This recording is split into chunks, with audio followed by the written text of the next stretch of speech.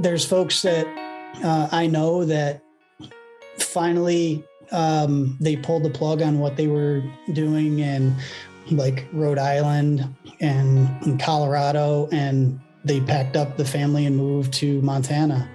There was a couple in Ireland. He had beaten cancer and his wife had just beaten breast cancer. And the trailer was something that they watched as a daily affirmation every morning. Wow.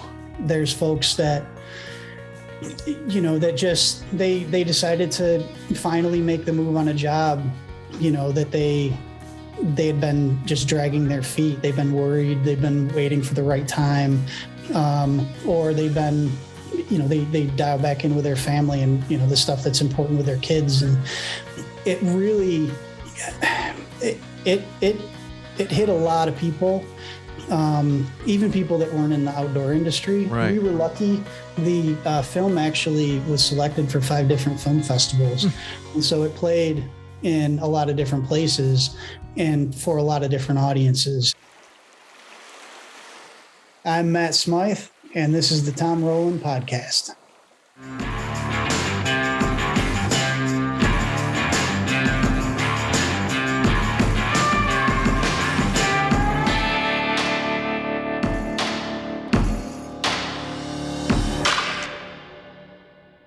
What's up, everybody?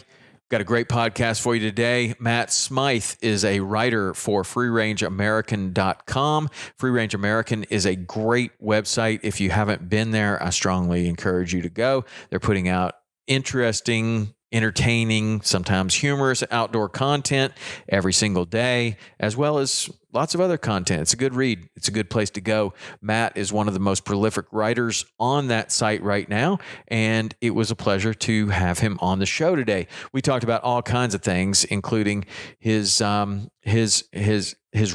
and how that turned into writing daily for an outdoor publication, coming from poetry of all things. And if you read his prose, it has kind of a poetic feel to it. And there's a reason why. He has a degree in poetry. Matt's an interesting guy, and I've had a great conversation with him. I think you're going to enjoy it too. Matt Smythe coming up right now. Matt, how you doing, man? Yeah, I'm very well. Are you? Well. How about you? I'm doing great. I couldn't be any better. Just got back from an amazing trip with my sons in Montana, and it was, I don't know, refreshing, re-energizing, invigorating. It was awesome. You were out for elk, right? Yeah. It was fantastic. You guys have any luck? We did. My son's been, it's an interesting story. He set a goal when he went to his orthodontist when he was 12 years old. He saw his first elk hunting video on archery elk hunting, and he set a goal right then. He's like, man, that's something I want to do. And so he went to the University or the Montana State, actually, in Bozeman. And he started bow hunting 5 years ago, and he has been unsuccessful thus far, as many elk hunters are. It's a very, very difficult pursuit, but we got it done. I've been with him 3 times, and we've had some close calls, but it happened this year. It happened, and it was awesome. It was amazing. That's awesome. I've been bow hunting since I was 14. I think it was 14. I grew up, my dad bow hunted, gun hunted, and I got into bow hunting young. I didn't kill a deer until I was 30. Yeah. So, really? Yeah. So you started at 14 and didn't kill a deer until you were 30? Well, I spent a lot of, to be fair, I spent a lot of my early years asleep in my tree stand. Well, me too. Although that's why I'm afraid of deer hunting, because I'm partly narcoleptic, I think, and I'm afraid of falling out of the tree stand. I mean, it's a serious thing. I really am afraid of falling out of there, because when I go turkey hunting, I fall asleep all the time. So Why would I not fall asleep in the deer stand when you're nice and warm? You got all your good puffy clothes on, and you zip it up real tight and go to sleep. Well, my dad had the good sense when I was first starting out, to my stands were no more than maybe 8 foot off the ground. Mm-hmm. So if I would have fallen, I would have been, standing up and brushing myself off, looking to see if anybody saw me more than anything. But I got away from it a little bit towards the end of high school. Other things took priority, sports and girls and everything else. Oh yeah. And then I was in the service for a bunch of years. So I didn't get back to hunting until really after grad school. And it was that first year back. I spent a lot of time scouting, spent a lot of time in the woods before the season, shooting a lot, and managed to grunt an 8-pointer in and shot it at 7 yards. So that was my first year with a bow, and I was ecstatic. I threw it in the back of, I had a Volvo wagon at the time. So I drove the Volvo wagon into the field after I got the deer dressed out, threw it in the back, and then drove to the woods where my dad was hunting and waited for him to come out so I could show him. Nice. Nice. That's awesome, man. That's a great memory. What was the reason that you decided you were going to go back to hunting? Because we kind of, like a lot of people that grow up hunting, sometimes they get away from it. Like you said, for me, it was girls and other things, sports, and you get a driver's license, and all of a sudden hunting and fishing is not as interesting or as important. And then you kind of come to this point in your life, or a lot of people do, where you kind of are drawn back to it for some reason. What was that for you? Well, I think a lot of it had to do with timing. When I was married just before grad school and had 2 kids while we were in grad school, or while I was in grad school. Hopefully my dogs don't bark here, but and when we moved back from Northern Virginia, I just didn't really have opportunity to hunt there, and was busy enough with grad school and what have you and kids. It just didn't register. I fished a lot, but hunting didn't really register. So when we moved home, she's now my ex-wife. Their family had a lot of property, and I figured I'd get back into it. I did miss it, and I love being in the woods before dawn, and waking up with listening to the woods and the world wake up. It's always been something that I've loved. And so yeah, I got back into it then, and now along with fishing, it's definitely been it's been growing year over year. Yeah. The affliction is back, or addiction is back. Yeah, well, it's both. It's an affliction and an addiction, I think. Sometimes so you went to the service and then went back to school afterwards? Or how did that work?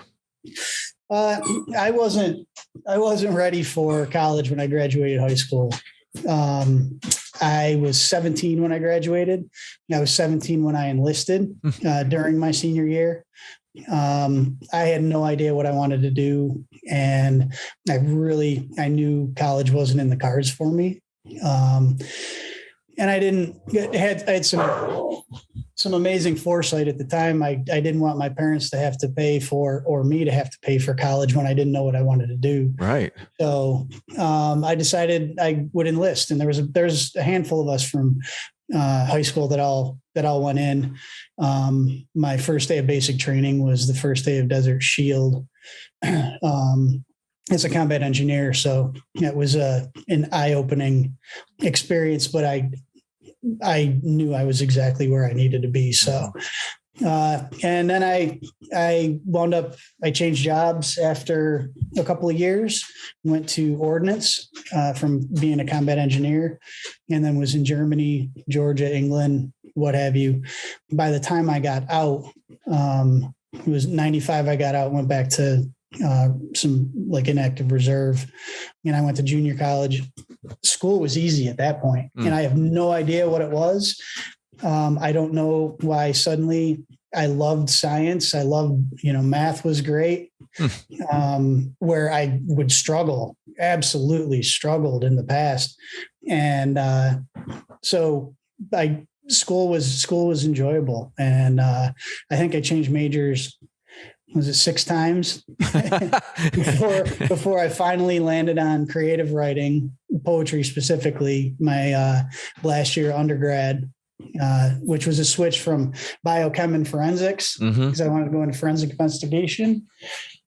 Even did autopsies for a year at a local hospital. And then switched majors and then went to grad school for poetry. Wow.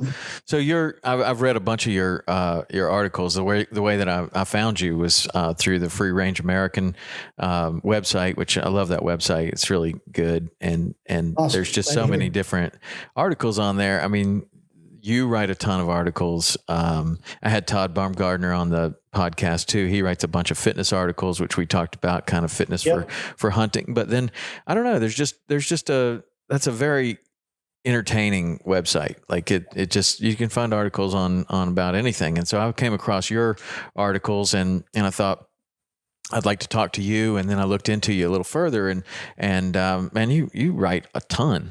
Like you write a ton, and a lot of your kind of cadence and the way that you write is kind of, even in your prose, it's kind of like poetry, I think. I mean, you can certainly, when I looked into you a little further and I go to your blog and you have all these poems on your blog, it's kind of makes sense. Like, oh, well, it's kind of a poetic kind of prose that you write. Is that on purpose?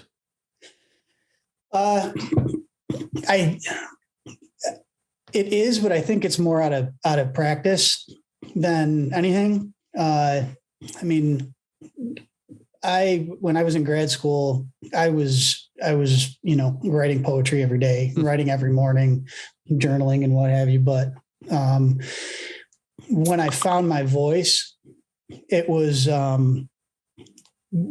it definitely spilled over into the prose that I wrote. After I graduated, we went to George Mason. After I got back, I got a job in advertising and worked into copywriting. And because I was older and I didn't have a lot of ad background and what have you, most of the folks were like, just because you have a degree in poetry doesn't mean you can write ad copy, blah, blah, blah. And for me, I was saying, actually, it makes me a better candidate for it because it's about economy of words, right? It's the billboard on the highway that you've got to get somebody to read, and you can't have a paragraph up there. Right. You have to have no more than 7 words, say exactly what it needs to say. I'm like, that's my wheelhouse. So, when it comes to being able to write stories and what have you, I definitely, my poetic voice definitely comes out. And again, I think it's because I appreciate the economy of words. I appreciate putting people in a place, in a sort of a finite amount of time. And when I get a little bit of room to breathe, it lets me do that even more. So. I always like that scene in A River Runs Through It where they have to write they have to write an essay for their dad, and he looks at it and reads it. He says, "Okay, half as long." Yeah. Same thing, half as long. And then he turns it back in and he says, "Okay, good. Same thing, half as long." And he's, oh God, Yeah. But I thought about that. Even just watching that movie, you think about stuff like that. And you're like, oh, well, that is, you can get the point across in a lot less words, and it's much easier to read and flows better. And all it takes is like that revision at first. But I mean, I'm no poet like you are, but what drew you to poetry? Like that seems, to me, like in high school, I would have been just like, poetry, no way. And then like you kind of mentioned, like you had this kind of I don't know, you were all of a sudden interested in school and certain things after getting away from it and taking call it a gap year, call it going to service, call it whatever, you step away from school and you come back with a completely different perspective, which is kind of interesting because I always kind of tell kids that maybe that's not a bad idea. Well, when I changed majors, I fell in love with the beat poets and Robert Lowell and a lot of other like even Robert Frost and even Whitman and what have you. And what drew me to them was the life experience and sort of the everyday that they brought into it, kind of warts and all. Right. And I appreciated that. as someone who was coming to my education older than most of my cohort. And the freedom to write about things that are that personal and that gritty, whether it's about me or not. I had a poem that I wrote about from when I was doing autopsies. Probably the toughest ones are when children die.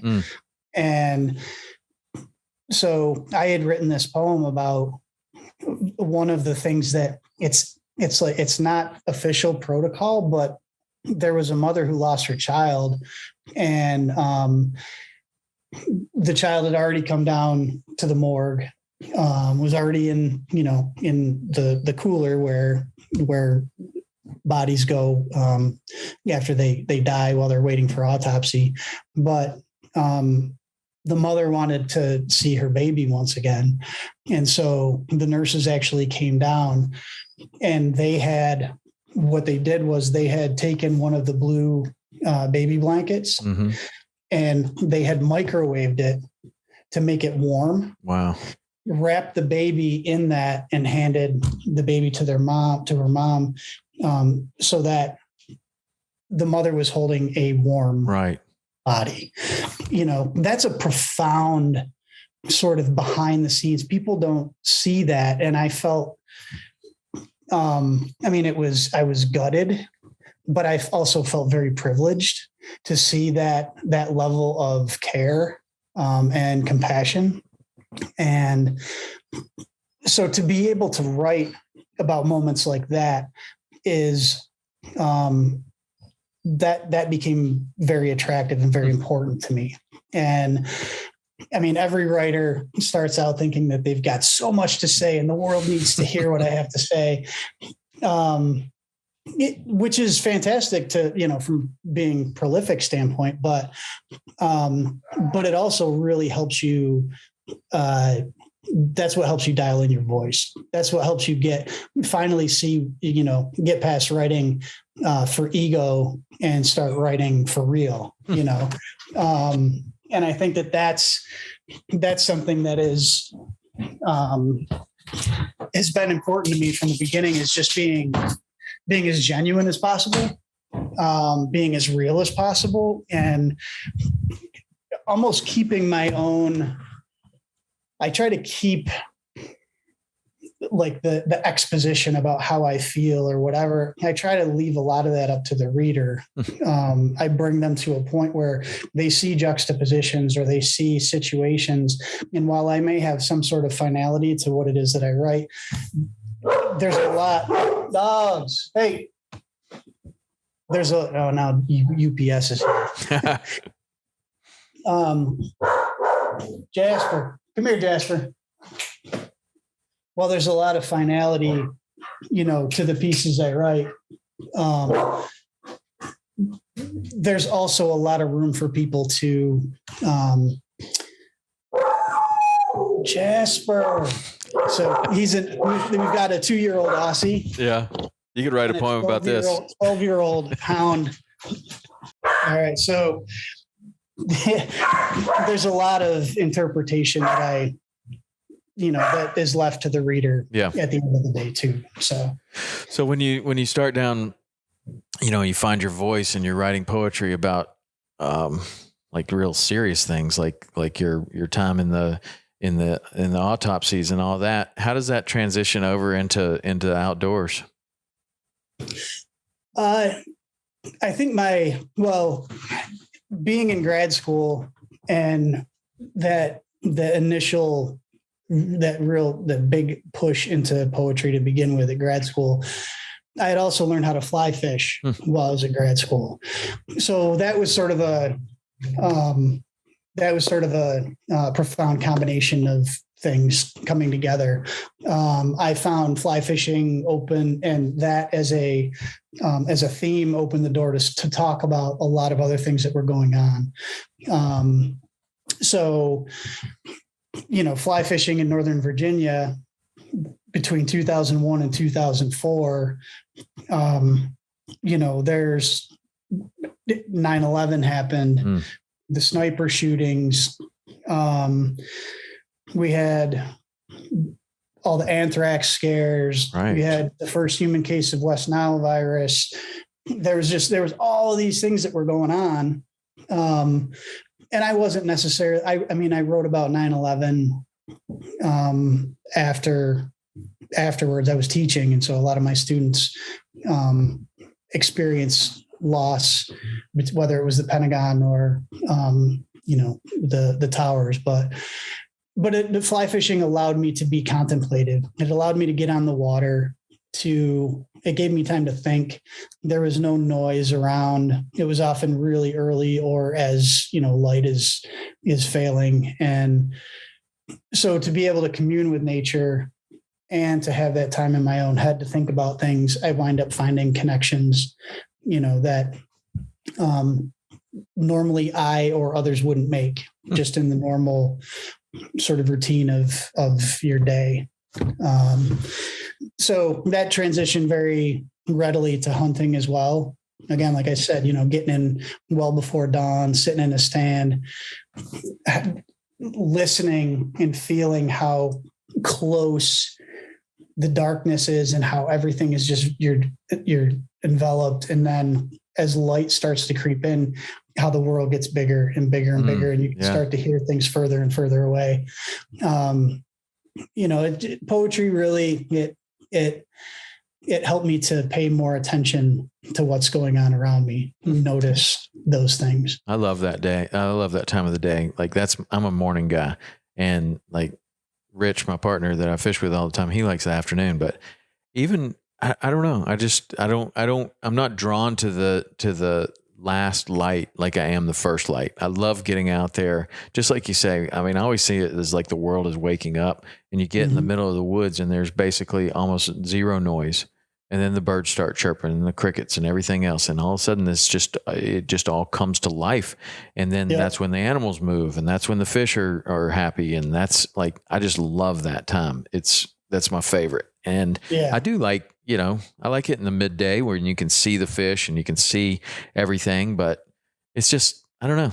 You're out there and you just kind of show up at this party that's been going on for hours. Right. But exactly. like you when you get out there early, I just like that. It's like you're a part of it. Like you're a part of this unfolding of the day, really. And then you see the sunrise, and then it all kind of, there's like this big party that goes on from just before light to, like, I don't know, maybe an hour afterwards, and then everything just kind of blends together, and it's daytime now, and it's weird, but that would be challenging for me to write about. I don't even know if I can, explain it to a lot of people, like why I like that time. Maybe I just did, but I don't. You just did. Yeah. But it's just an experience almost where, no matter how well I tried to explain it, I just don't know that I could ever really paint that picture to someone who hasn't experienced that, to sit in a blind or to be out on, looking for the tarpon, and the ocean is completely flat. Like there is not a ripple. And in 30 minutes, there's going to be 100 tarpon rolling right here. But right now, everything's sleeping. And I don't know. I always like the people that kind of I had this customer, Fitz Coker. He's one of the best tarpon fishermen in the world. And he's just spent so much time out there, and he would always tell these little stories. He's like, we're going to get out there, Tom, and we're going to find these tarpon where they've been playing poker all night. And he would like just put this little thing together, and he's like, we're going to go in there and we're going to wreck their game. but I love that. The smell of cigars. Yeah, exactly. And but it is a good time of the day. I saw one thing that you did that was really cool, man. It was with the Rock House Motion guys. That Deliberate Life video. Yeah. How does that work? Like what part do you play in something like that? Well, I guess the origin story was my buddy who's in the film, Grant Taylor. He's a photographer. He and I, the year prior, I had finally made the move from being agency side in the advertising world to stepping into traffic and going out on my own. And Grant had been let go from his job. So those are a couple of things that, that was in the film as far as circumstances are concerned for us. And when we went out west and it was, I had been writing since 2009. I've been writing my blog, and I had met online a bunch of different people. Grant and I decided to go out west because we never spent, he'd never been out there, period. And I'd only been out there for, a couple of real short visits. So we went out and we spent 10 days, met up with some people that I knew from, through the blog. They showed us their home water, and it was just an amazing experience. The South Fork of the Snake and the Owyhee and Henry's Fork, and Payette and Salmon, getting up into the Sawtooth Range. We just don't have country like that in Western New York. And so when we got back, I knew that I wanted to write some blog posts, and Grant had something like just shy of 11,000 images. So I told him, the story is we can't just do some blog posts and put some images with it. It can't be that, and that's it. Mm-hmm. So I came up with the idea for the film and the basis of the storyline. And Grant had been talking to Matt White, the founder of Rock House, and Matt had been wanting to get into doing some fishing videos because he and his brothers had been doing a lot of, whitetail, Kansas whitetail, and what have you. And so he wanted to sort of expand beyond the blood sports and get into fishing. And so we connected with those guys, and we wound up we created a small teaser video to try to get some sponsorships. We shot the whole thing, the teaser video, in Kansas. And I think I caught the only rainbow in Kansas, and it was in it was on the other side of a reservoir. There was a small, a spill stream that was coming out, and it was full of bass and sunfish and stuff. And I managed to catch a rainbow, which is probably a stalker, but still. But yeah, we hooked up with them. We planned on the next September to go back out. And we went out for 10 days, and we kind of retraced our steps, added in a few new ones. And then I just, I had this story that I wanted to tell, and those guys were able to bring it to life visually. Fantastic. At the time it was, I know I'm biased, but at the time it was arguably probably one of the best outdoor videos produced. Mm-hmm. Yeah, those guys do a great job. They really do. And with the story, it was more than just fish porn. Mm-hmm. It actually had a story to it. So there was a lot of elements that spoke to people. Yeah. And there's a lot of folks even today, every now and again, I'll get an email. I've made a lot of really close friends of mine today are friends because of that film from all over the country. I was gonna ask you what the reception of that film was, because I watch a lot of films and stuff on fishing, but I had not seen that one. And one of the things that drew me to it was that it was on the South Fork of the Snake River, which is the river that I started my guide career on, and I've got a real soft spot in my heart for that river. And just to see it and see it portrayed like that. And there were just these cool moments in there, where there are three people there and they had their feet in the water, and they were, it was just, I just remember that's how we would eat lunch on the South Fork of the Snake River. And it was just a cool thing. But that the whole subject of the film is choosing a deliberate life, choosing to not pay attention to the things that are not important and pay attention to the other things that are important. And maybe that means that it's a life change, or maybe it means that it's something, but that's what I got out of it. And I just kind of wondered what the reception was. I would imagine that it had a pretty profound impact on some people. It did. There's folks that I know that finally they pulled the plug on what they were doing in like Rhode Island and Colorado, and they packed up the family and moved to Montana. There was a couple in Ireland. He had beaten cancer and his wife had just beaten breast cancer. And the trailer was something that they watched as a daily affirmation every morning.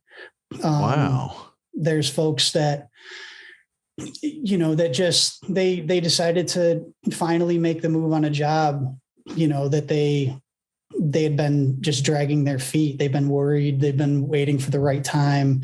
Or they've been, they dial back in with their family and, the stuff that's important with their kids. And it really, it hit a lot of people. Even people that weren't in the outdoor industry. Right. We were lucky. The film actually was selected for 5 different film festivals. And so it played in a lot of different places and for a lot of different audiences. And that's part of what, really got it out there. But the fly fishing community, they really welcomed it. And I think it was something that, there's a lot of amazing video that's come since, and there's some really good storytelling. And then there's a lot of amazing video that it's just about, fish porn. All of them have their value and their uses. I think we kind of bucked the trend early. I mean, there was only a handful of fish that were caught, and there wasn't giants. There wasn't, there were some great fish, but yeah, at the end of the day, it was about, how the 5 of us said, we grew up in the outdoors. We all got away from it for a while. We realized the hole that it left in our lives.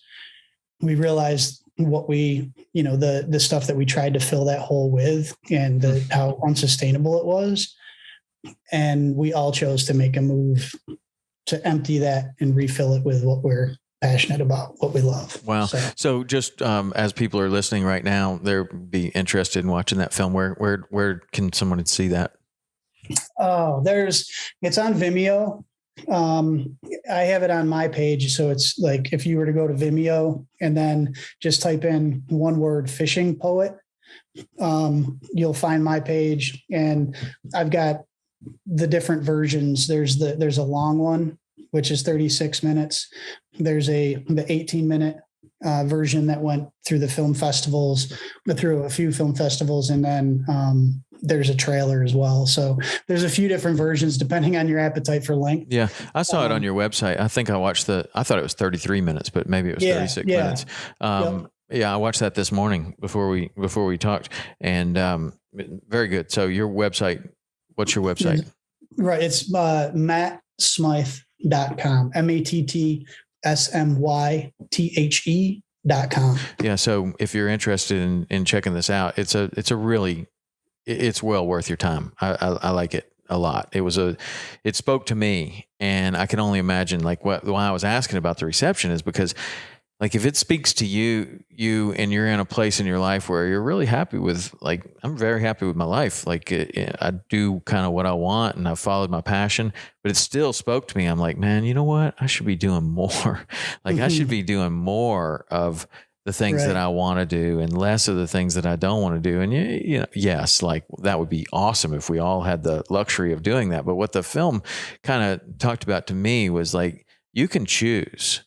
You can choose to do more of the things that you want to, or you can choose to feel this pressure of the world and feel this pressure of all these, appointments and all this, social media and everything else, or you can actually choose to live your life a different way. And that's what most of these characters in that film have chosen. That they've deliberately chosen that, no matter what maybe they don't make as much money, maybe they don't, whatever, maybe they have to move, or maybe they have to do something, but they've chosen to take this big step. And man, so many people that listen to this podcast reach out by email or whatever, and And a lot of people are kind of in this transitional time of like, I want to do something else, but I don't know if now's the right time. And I guess because they think that I made that choice at some point, it really wasn't a choice for me. I was kind of like you, I wasn't really very good at school. Like I could be today, but I wasn't ready for it. I just didn't have either the mental capacity or the patience or the focus or something. And school was very difficult for me. And until I found fishing, like particularly fly fishing, I had no excitement for learning. Right. And then I find fly fishing, and kind of like you, when you go back to school, it's like all of a sudden, I'm reading books from cover to cover in one sitting, and I'm applying this knowledge, and I'm asking questions to people that are older than me, which I would have totally completely avoided, even in things that I was interested in, like wrestling or something like that. I would just be like, there's no reason to ask a question. I'll figure it out on my own. But then you kind of get this excitement for learning, and I don't know.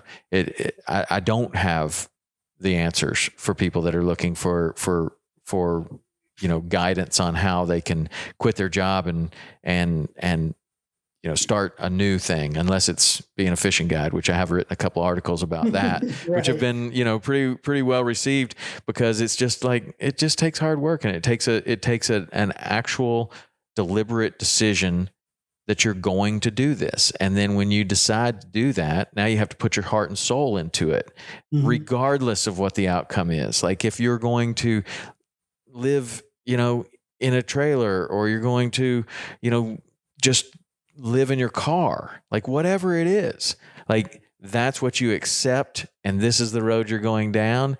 And you know what? It almost always works out better.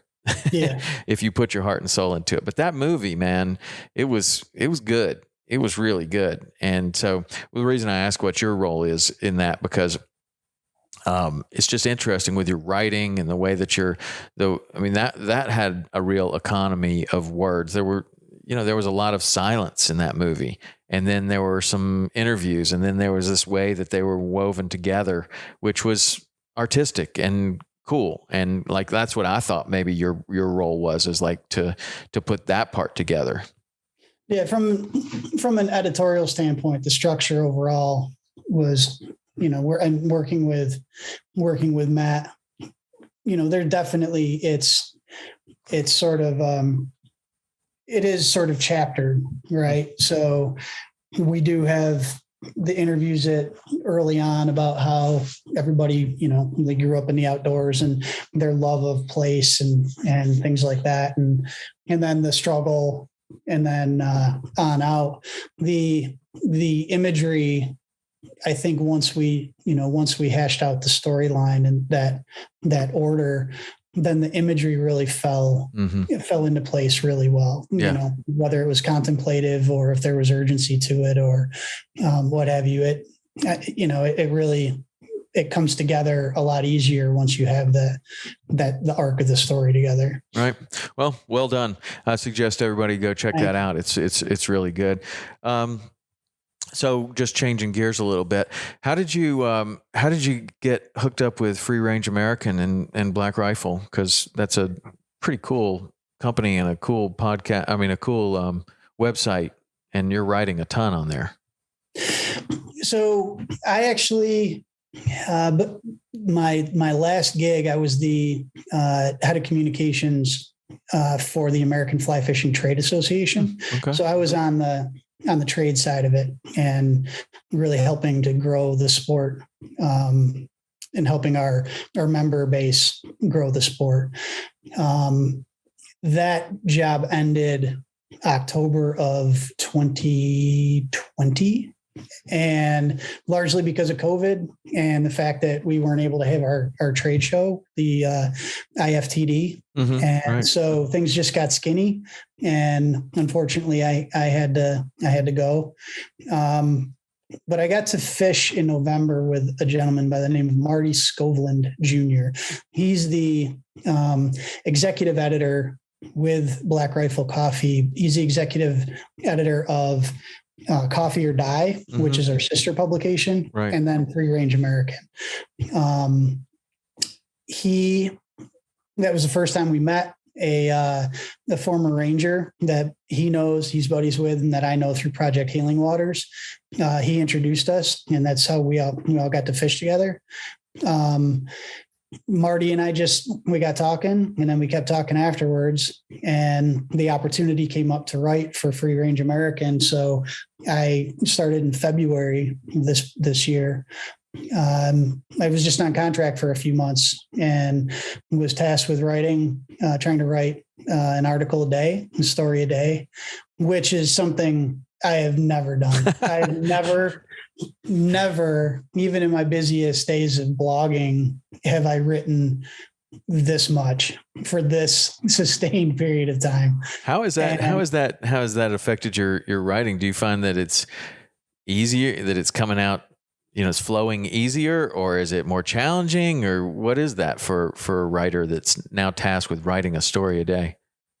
It's interesting because the writing itself, there's most definitely an approach to like journalism, right? Writing about news stories or telling a story around like 5 of the best barbecue joints in the country, or, here are 18 old school blues musicians that you need to know, as well as like writing about a record buck or ram or something along that line, or a hunt that is just outrageous.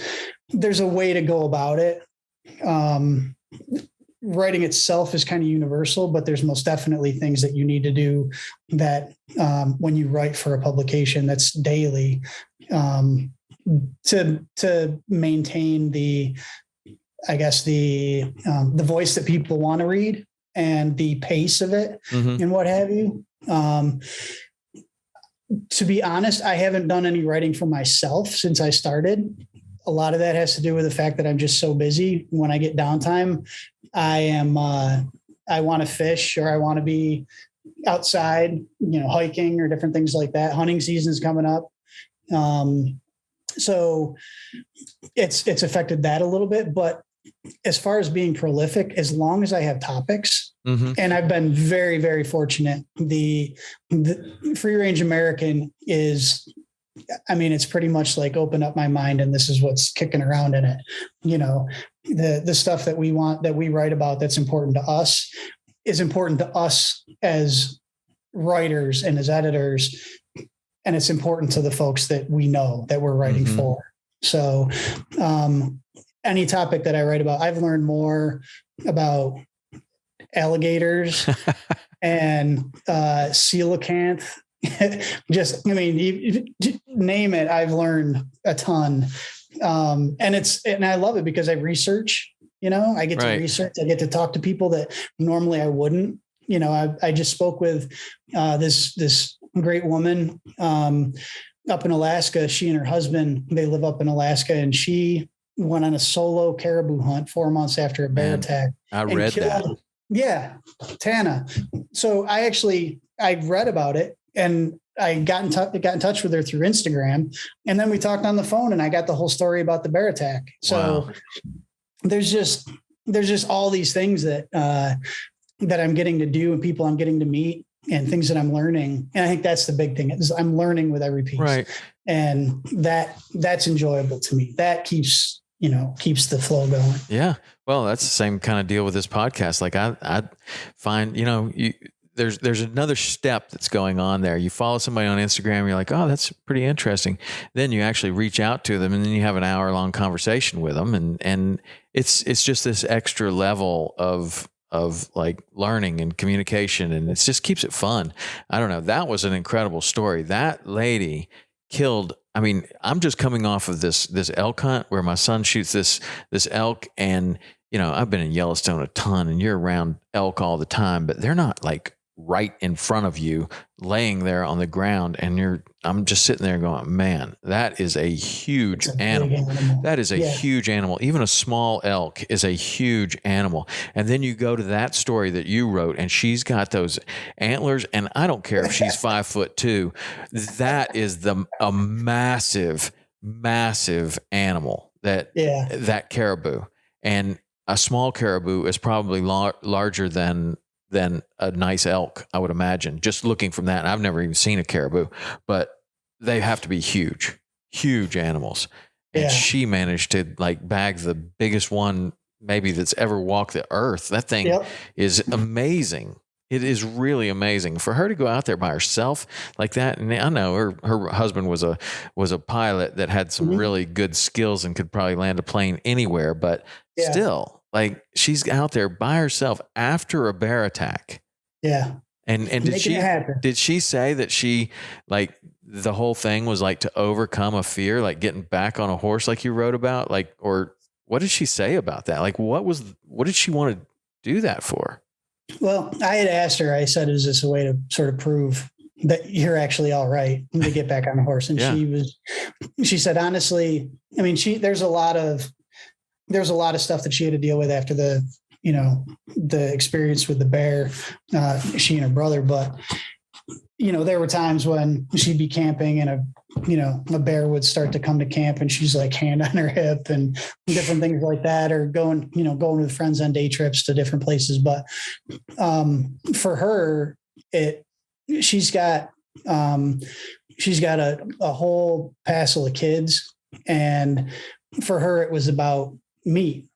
And her philosophy, much like Donnie Vincent, killing the oldest, the animal in the herd that has seen the most seasons, and it's out of respect. And it's also, they hunt to eat as well. So, that's what it was for her. And this particular one happened to be the only one in miles and miles and miles. So they knew it was generally in the area, but to find that one and then to see that it's that much bigger, for her, it was about subsistence. And the fact that she loves to hunt. She is a hunter.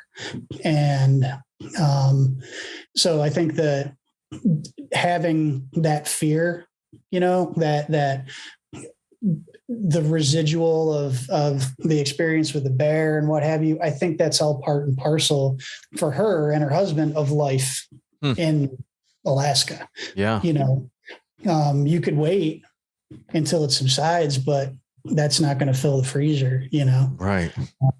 So, and I think it's wildly different than, in the lower 48. Wow. I think there's the majority of folks that are down here, it takes a lot longer to get back on the horse after something like that. So I guess so. But if you got a bunch of kids that are going to starve, if you don't get something in the freezer and your husband's busy flying and there's no one else, I mean, it falls upon you. Like, that's amazing, man. There's another story kind of similar to that. You ever watch that Life Below Zero show? Have you ever seen that? Yeah, I've seen a couple of them. There's this lady on there named Sue, and she lives in this camp way up by herself all the time. And she was attacked by a bear and it messed her up. And she had to crawl over to her. I'm probably butchering the story, but she was there after the attack by herself for a while before a plane could get in there. She goes to the hospital. And then while in the hospital recovering, she's like, I got to go back up there to the camp and kill that bear because that bear now thinks that's his camp. Exactly. And that can't be. Otherwise, I'm always going to have problems with this bear. And so as soon as she gets healed up, she's on a cane and everything, crutches maybe even, she goes up there by herself again, gets dropped off and is like, okay, it's me or the bear. It's an incredible story. She was on Joe Rogan podcast and told that story. And it was one of the best. I think it was the best podcast I've ever heard him do with anyone. I couldn't stop listening. It was amazing. It was amazing. But man, those stories of getting back on that horse, man, that's amazing. Cool. Well, your writing is awesome. I like hearing all about that and what you're up to. What are you doing now? You were saying you were writing so much before we got on. Yeah, I just wrote a piece that's bear bar fights. So it's taking a look at the eight main species of bear around the world, sort of who would win in a bar fight, and where they're located and whether or not you can hunt them. There's been a lot of bear activity this year. Seems so like I've much written about bear a lot. And then I've got some cool food stuff that's coming up, and just had a news piece I'm writing that deals with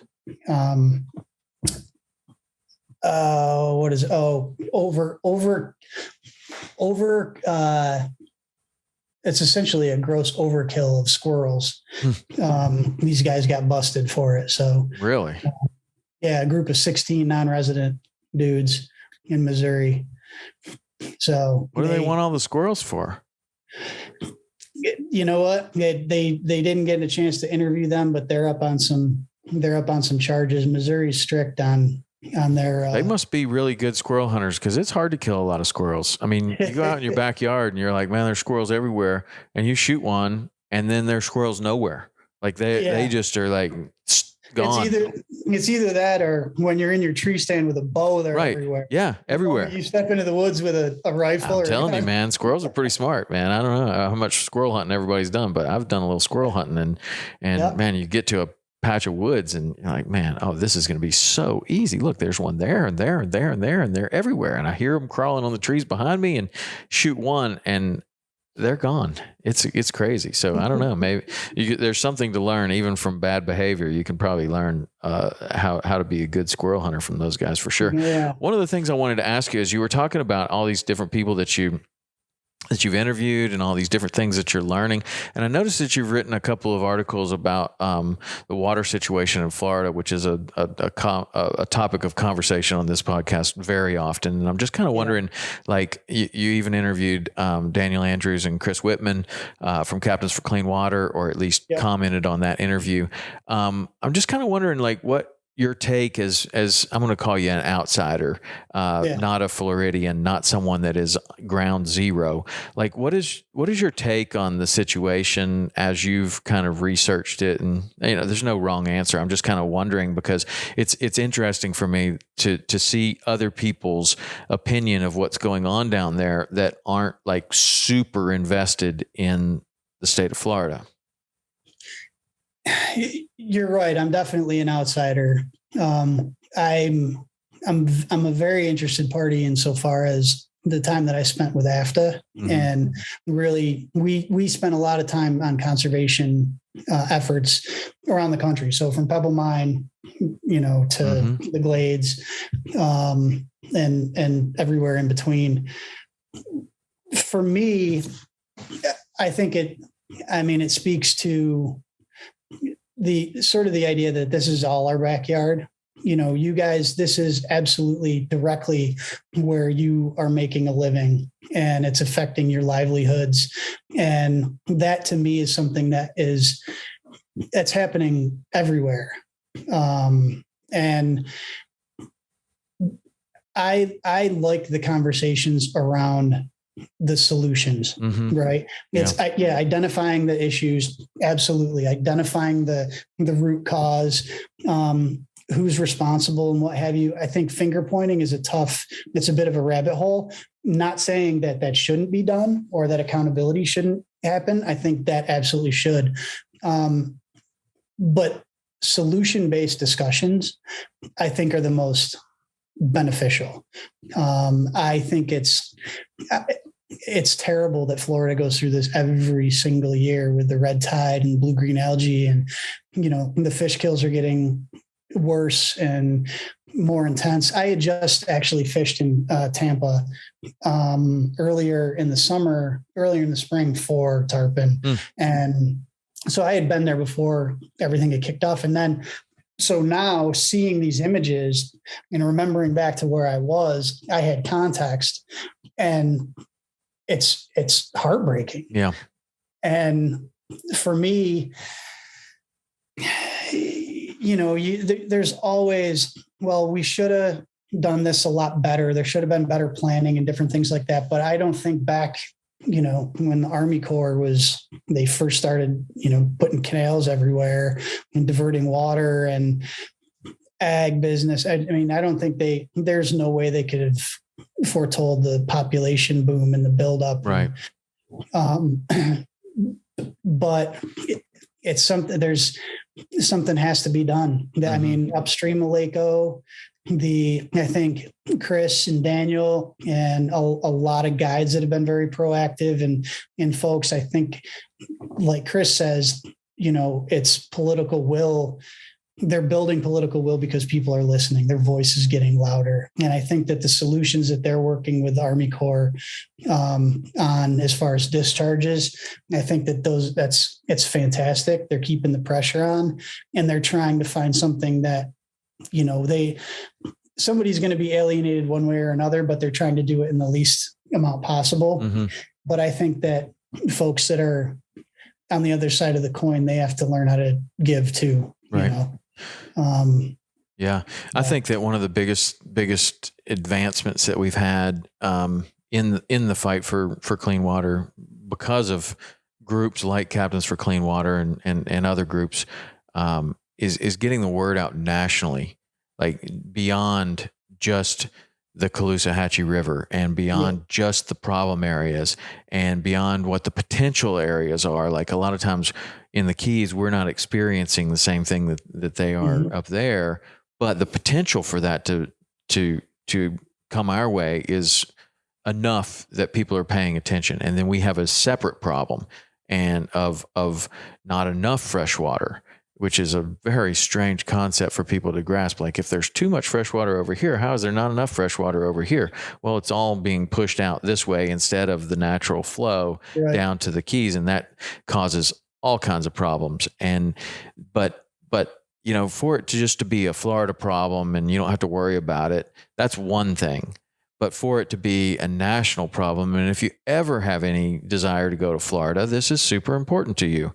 And it's super important to you as an American because the economy, I mean, Florida is one of the 50 states, right? But it has a bigger effect on the economy than many other states, right? Like there's tourism, there's commercial fishing, there's so many things in the state of Florida that are dependent upon the water that it really does affect the entire country. And for that to get out nationally, and particularly like on Free Range American, I think that website is obviously read by people all over the world, probably, and certainly all over the country. And to get, a fair article there, I think is a big deal. And maybe that leads to other publications, and maybe you end up seeing it in like a Wall Street Journal or something like that, to where now you're getting like some serious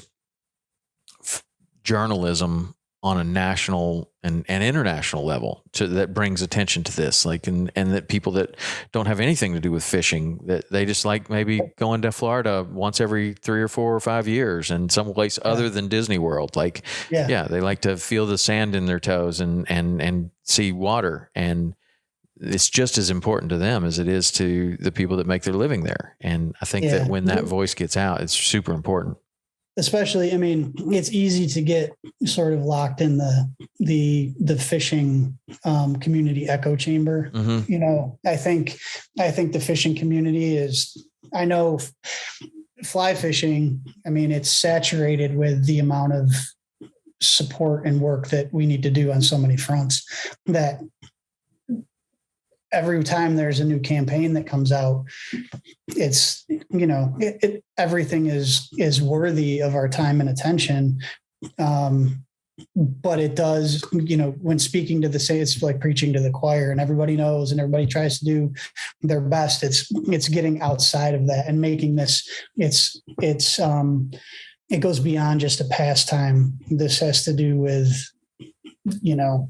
people's livelihoods. Mm-hmm. It does have to do with the economy. It has to do with, like, nationwide, how it is that we handle the environment and find that balance instead of just eating resources and not doing anything to make sure that they come back. Right. So So yeah, I'm absolutely happy to, to give voice to issues and to people that are doing good work. And that's, that's the benefit of getting to be a writer, for a magazine that's national. Yeah.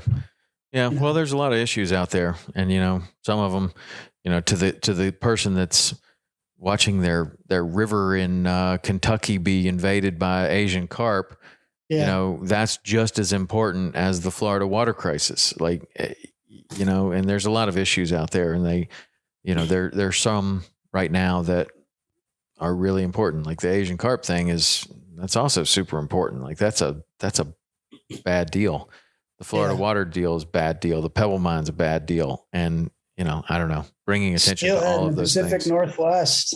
Right. Yeah, there's so many, and you can be a super downer about it. Like, this is like, we live in this terrible world, or you can be kind of on the Captains for Clean Water side of just like you say, like constantly pointing to solutions. Like it doesn't mean that it's over. Yes, we're experiencing these problems, but nature is amazing, man. And you give nature a chance, and nature will rebound and Absolutely. will come back. And that's what we got to do, man. We just got to give it a chance. Like you can't just stomp on it all the time. You got to give it a chance at some point, Yep. Well, cool, man. Well, I really appreciate you coming on. I've enjoyed talking with you, and I hope you as well. Hope we can maybe do something together sometime. I don't know if you ever write scripts or anything, but maybe if we put together a movie. I like the voice that you write with. It's like you're talking to. It's just kind of like you're talking to a friend, right? But not super. Like some people try to write like that, but they fail because I don't know. It's not polished. But the way that you're writing, it kind of just feels like you just kind of saddled up to the bar, and somebody just kind of told you this cool story, and you're like, wow, that's pretty awesome. So compliments to you. I've enjoyed it, and that's the reason I reached out to you. But man, thanks for being on, and tell everybody where they can find your stuff, where they can read your stuff or watch your films or whatever you got. Sure. So my website is mattsmythe.com. So mattsmythe.com. And definitely check out Free Range American. That our URL is freerangeamerican.us. There's content daily, stories going up daily, and there's some podcasts. The owners are they have a podcast, Black Rifle Coffee podcast, that goes with it. It's usually a good read. Actually, it's always a good read. It's definitely a good read. We got a lot of great content on there. So awesome, man. Awesome. Well, thanks for talking. Good to talk with you. I hope you can get back to your writing today. And for everything else, go see TomRowlandPodcast.com. You can find this and all of the other episodes that we have with so many different interesting people right there. So that's it for today. Matt, thank you very much. And we'll talk to you soon. You got it. Thanks for having me on.